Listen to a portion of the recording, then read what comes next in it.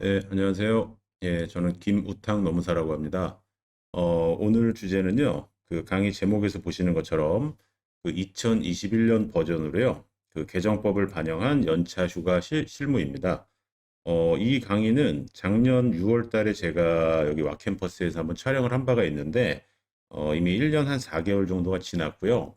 그 아주 큰 변화는 아니지만 그동안에 유권 해석이 몇 개 바뀐 게 있고, 그 대체 공휴일 관련해서 내년도 5인 이상 사업장에 그 연차 휴가 대체와 관련된 그 미묘한 변화가 있기 때문에 그 부분을 반영을 해서 예, 강의안에 준비를 했습니다. 그리고 그 연차라고 하는 거는 보통 이제 연 단위로 이제 산정이 되는 건 다 아실 테고요.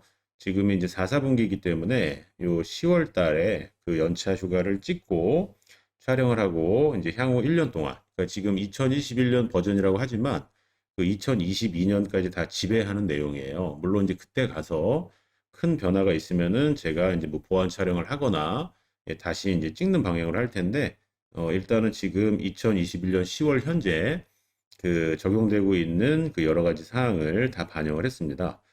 그래서 강의 목차에서 보시는 것처럼 총 7가지 주제가 있어요. 아마 그 하나 주제당 뭐 10분 정도가 소요될 것으로 예상이 되는데 일단 연번 1, 2, 3번을 보시게 되면요. 이 부분은 그 연차 휴가 일수가 몇 개가 생성되는가라는 그 방법론입니다.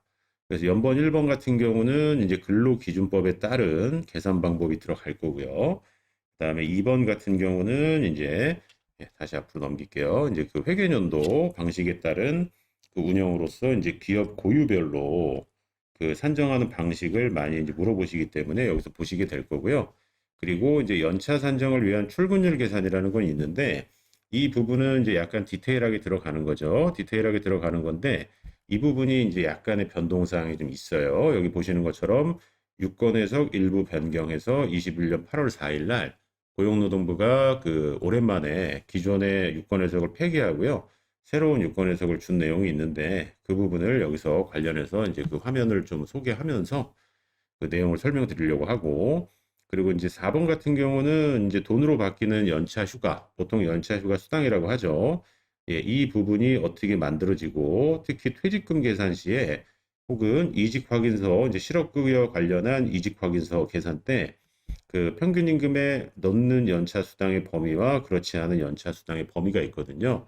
그 부분에 대해서 4번에서 설명을 드릴 거고, 6번, 그 5번하고 6번은 이른바 이제 사용 촉진 제도고, 7번은 그 대체 공휴일, 관공서 공휴일과 관련된 연차 휴가 대체로서 이른바 5, 6, 7번은요. 그 연차 휴가를 어떻게 사용하는가, 예, 이 부분에 대한 문제로 이제 귀결이 될 거예요. 그래서 그 연번 1번부터 7번까지 제가 이제 하나씩 순차적으로 이제 설명을 드리도록 하겠습니다. 자, 일단은 그 첫 번째 챕터 연차 휴가 일수의 계산 방법에 대해서 설명을 드릴게요. 이제 연차 휴가라는 거를 보시기 전에 그 법정 휴가 제도에 대해서 개괄을 한번 해드릴게요. 자, 여기에 나와 있는 이 법정 휴가 제도라고 하는 거는요. 여기 화면에서 제가 한자로 써놨죠. 이제 법에서 정했다라는 의미거든요. 그래서 법에서 정한 휴가기 때문에 반드시 지켜주셔야 되는 휴가가 되는 거고요. 그 법정 휴가 말고요. 그 근로자와 사용자가 서로 약속해서 정했다라는 뜻의 약정 휴가라는 게 있는데 그 약정 휴가는 이렇게 한자로 약속해서 정했다. 이렇게 돼 있어요. 그래서 일단 여기 파란색 음영되어 있는 이 참고를 먼저 볼게요. 자, 보시게 되면은 약정 휴가 예시라고 해서 공가라고 해서 뭐 용어는 약정이니까 마음대로 쓰셔도 되는데 보통 공적인 업무로 휴가를 간다 해서 그 자격증이 있는 분들의 어떤 자격 보수 교육이나 업무 관련 자격 시험이나 혹은 어떤 뭐 법원에 출석을 해야 된다거나 뭐 회사 일로요. 이런 걸 보통 공가라고 얘기를 하고요. 그리고 포상휴가하고 청원휴가는 뭔지 아실 거고요. 그리고 복리후생적인 성격으로서 근속휴가도 부여하는 회사가 있고, 뭐 결혼식이나 어떤 장례식 때 사용하시는 이제 경조사 휴가가 있어요. 그래서 뭐 가끔 물어보세요. 경조사 휴가를 며칠을 줘야 됩니까? 라고 가끔 물어보시는데, 이 경조사 휴가, 보통 뭐 경조 휴가라고 하는 거예요. 경사와 조사에 대해서. 이 부분은 법정 휴가가 아니기 때문에 뭐 하루를 주셔도 되고 한 달을 주셔도 되고 뭐 정해진 건 전혀 없어요. 그래서 이렇게 약정 휴가 외에 그 법정 휴가들이 굉장히 많이 있거든요. 지금 총 지금 8개를 제가 지금 그 강의 안에서 소개를 하고 있어요.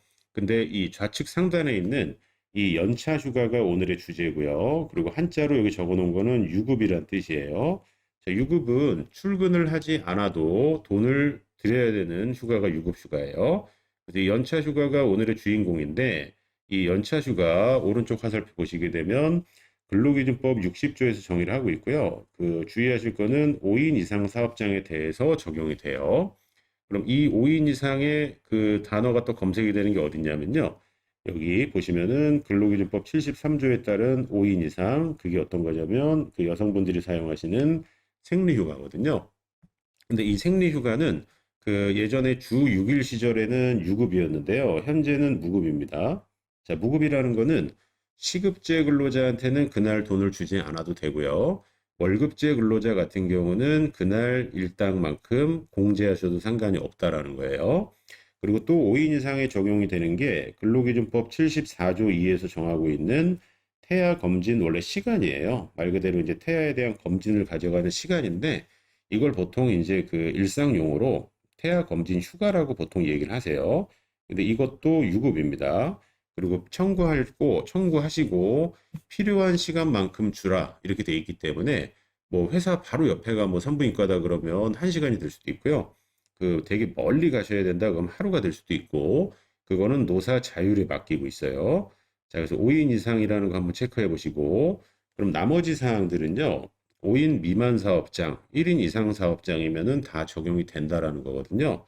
그 대표적인 게 어떤 거냐면 요 출산 전후 휴가예요. 자, 출산 전후 휴가는 전체 90일이고요. 그 중에 3분의 2에 해당하는 60일은 유급, 뒤에 30일은 무급 처리가 가능하시고, 물론 유급으로 해주시는 건 관계없고요. 그리고 이제 쌍둥이 이상의 이제 다태아가 태어날 때는요, 90일이 아니라 120일 주셔야 되고, 그 중에 75일이 유급, 45일은 무급입니다. 그리고 이제 그 유사산 휴가라고 해서 임신 주수에 따라서 출산 전후 휴가에 준하는 휴가가 있고요. 그리고 이제 남성분들이 쓰시는 배우자 출산 휴가가 있는데 이 부분도 유급이에요. 예전에는 5일만 부여를 했고요. 그 앞에 3일만 유급이고 뒤에는 무급이었는데 현재는 10일을 부여하게 돼 있고요. 10일. 즉 열흘을 부여하게 돼 있고 참고로 이거는 고평법 18조 2에서 규정을 하고 있고 그 이 휴가라는 거는 기본적으로 소정 근로일, 그냥 쉬운 말로 평일에 쓰시는 거기 때문에 주말 빼고 10일이니까 사실상 2주 정도 쓰실 수 있는 거고요. 오늘의 주제는 아니지만 배우자 출산 휴가가 이 열흘을 다 유급으로 부여를 하시고 그 5일분에 대한 임금 상당액을 한 38만 원 정도를 한도로 해서 고용센터에서 사업주한테 지원을 해주고 있으니까 이미 부여하신 회사가 있는데 이 배우자 출산 휴가 급여를 받지 못했다라고 하시게 되면은 신청하시면은 요건 소급해서 다 지급을 해주시니까 업무에 참고를 해주시고요. 그리고 난임 치료 휴가라고 하는 거는 고평법 18조의 3 모성보호 조치에 있는데요. 연간 3일까지고 하루만 유급이고 뒤에 이틀은 무급으로 처리하셔도 무방합니다. 그리고 좌측 하단에 있는 가족 돌봄 이제 휴직에서 먼저 출발을 했어요. 이제 90일까지 그 무급으로 부여하는 휴직인데 코로나나 혹은 자제분들의 어떤 뭐 운동회나 어떤 뭐 학교 행사 같은 것들이 그 하루 단위로 쓰이다 보니까 그 90일 중에서 이제 열흘을 이제 일 단위로 쓸 수 있게끔 가족 돌봄 휴가라는 거를 만들었죠. 고평법 22조의 2에서 규정을 하고 있어요. 자, 지금까지 설명드린 게 법정 휴가고요. 그리고 참고로요. 중요한 건 아니지만 그 월차 휴가라는 말은요. 이제 오늘 강의를 들으시면은 이제 쓰시면 안 되고요. 공식적으로 폐지된 용어예요. 물론 예전 월차와 비슷하게 들어가는 것들이 있는데 그 부분을 제가 오늘 그 독립연차라는 말로 좀 표현을 해볼 거예요. 뭐 그냥 그런 말이 있구나. 그 정도로 한번 보시고 예, 그리고 임신 중 근로시간 단축 제도라고 이렇게 점선으로 제가 하나 써놓은 게 있는데, 자, 이거는 하루에 2시간을 단축을 청구할 수 있어요. 임신 초기인 12주 이내와 그 만삭이 된 36주 이후에 유급으로 2시간 단축 청구권을 쓸 수가 있거든요. 그래서 이거는 임금도 저하시키면 안 되고요. 사업주가 반드시 보장해 주셔야 되는 제도예요. 그럼 이게 오늘의 주제는 아니지만 임신중 근로시간 단축을 하루 2시간 한다 그러면 주 5일 근무라고 하게 되면 결국 일주에 10시간 정도는 단축을 시켜주셔야 되는데 그럼 30시간으로 단축이 될 거 아니에요. 40시간 기준이면.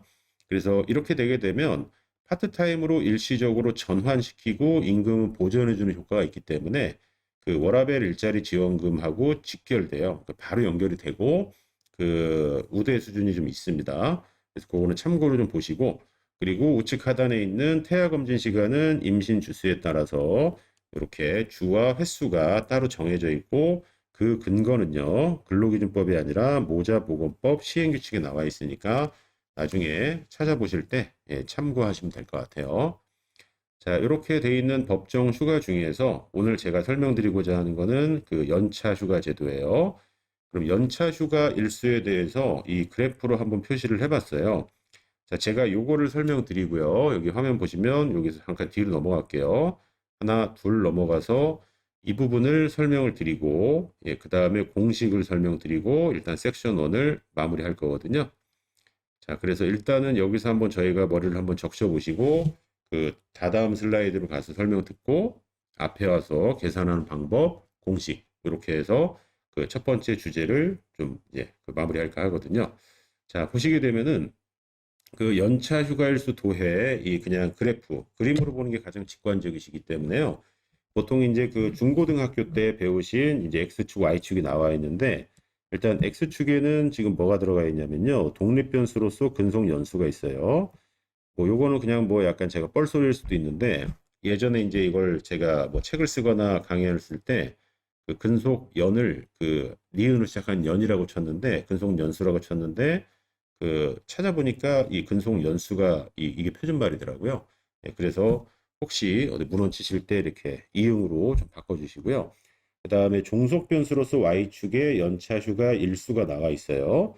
그러면 근로기준법에 따르면요. 근로기준법 60조에 따르면은 근속연수 이 1년간이라는 말이 나올 텐데 이 1년에 대해서 이 15일부터 시작합니다라는 이른바 이 스타트 지점 얘는 규정을 하고 있어요. 숫자로.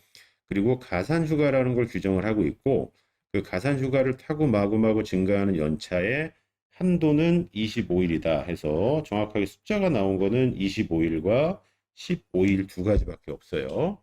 그럼 일단 25일까지 가려면 22년이라고 하는 이제 강산이 2번 바뀌는 시간까지 근무해야 된다라는 걸 눈으로 한번 보시고요.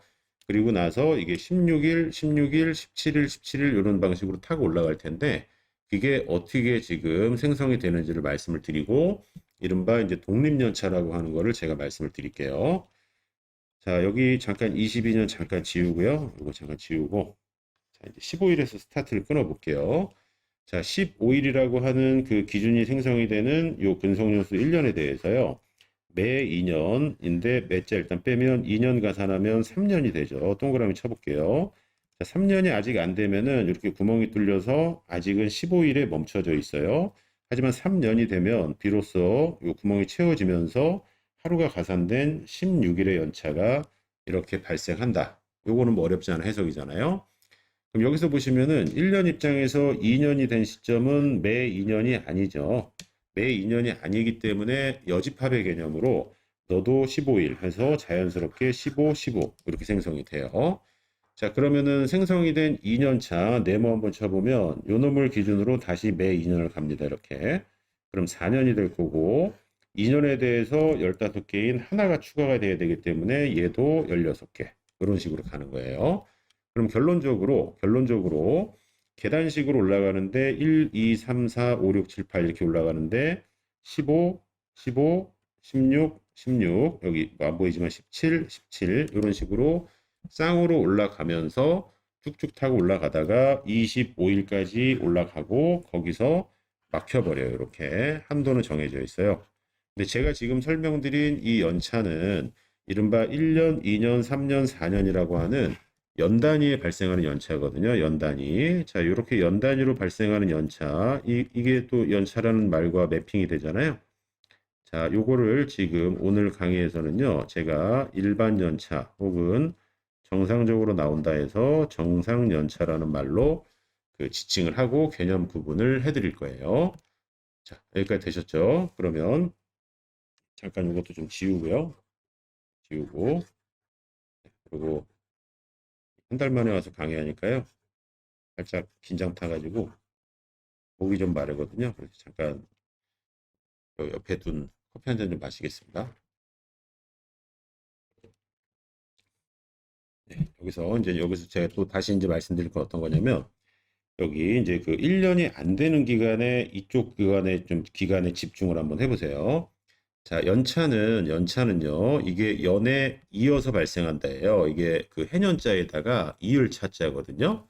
예, 뭐 저희가 뭐 한자 공부는 아니지만 이렇게 해년자에다가요, 이렇게 이을 차자예요. 연차 요거 휴가인데 연에 이어서 발생하기 때문에 1년, 2년, 3년 채워주셔야 돼요.